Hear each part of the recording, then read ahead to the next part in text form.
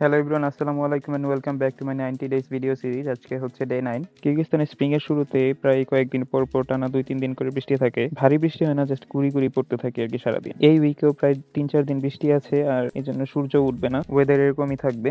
আর সামনে যে পাহাড়টা দেখা যাচ্ছে এটাকে বলা হয় প্যানোরামা বা কুরু। নেক্সট কোনো দিন এটার একটা ভিডিও বানানোর ইচ্ছা আছে। উইকেন্ড প্লাস আজকে সারাদিন ওয়েদার এরকম, তাই কোনো কাজও ছিল না। বিকালবেলা আমি আর বাঁধন একটু হাঁটতে বের হলাম। তো আমরা আগে অন্য একটা এরিয়াতে ছিলাম, নতুন এই এরিয়াতে শিফট হয়েছি। তো এই ক্যানেলটা আমাদের বাসার পাশেই। ক্যানেলের দুই পাশে হাঁটার জন্য সুন্দর ফুটপাত আর হলো বসার জন্য এরকম বেঞ্চ বানিয়ে দেওয়া হয়েছে। কিরগিজরা এত বাইরে বের হয় না, তারপরে এগুলো বানায় রাখছে। বাট আমাদের বাংলাদেশে যদি হয়তো হয়তো এরকম জায়গাতে মানুষের অভাব হইতো না। স্প্রিং চলতেছে, তাই সবগুলো গাছ একদম নতুন জীবন ফিরে পাইছে। যে গাছটা দেখতেছেন এটা হচ্ছে চেরি গাছ। এখন ফুল আসছে, কিছুদিনের মধ্যেই ফুলগুলো ঝরে যাবে আর চেরি ফুল এসে পড়বে। এই গাছগুলো বছরে 8 মাস কোনো থাকে না, কোনো ফুল থাকে না, কিছু থাকে না, একদম মরা হয়ে দাঁড়ায় থাকে। আর এই গাছটা হচ্ছে মালবেরি গাছ।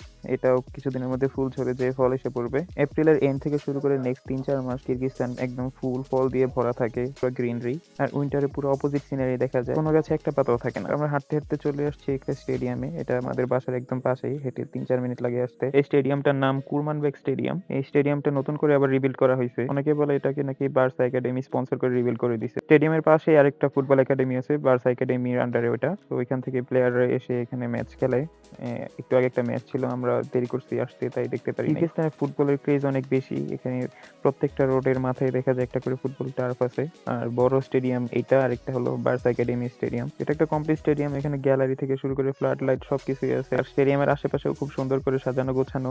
আর পাশে একটা ছোট জিমও বানানো আছে। তো ভিতরে ঢুকে বাঁধনের মনে হলো একটা এক্সারসাইজ করবে, তাই সে শুরু করে দিছে এক্সারসাইজ করা। বাঁধনের দেখা দেখি আমারও ইচ্ছা হলো, তাই আমিও শুরু করে দিছিলাম এক্সারসাইজ করা।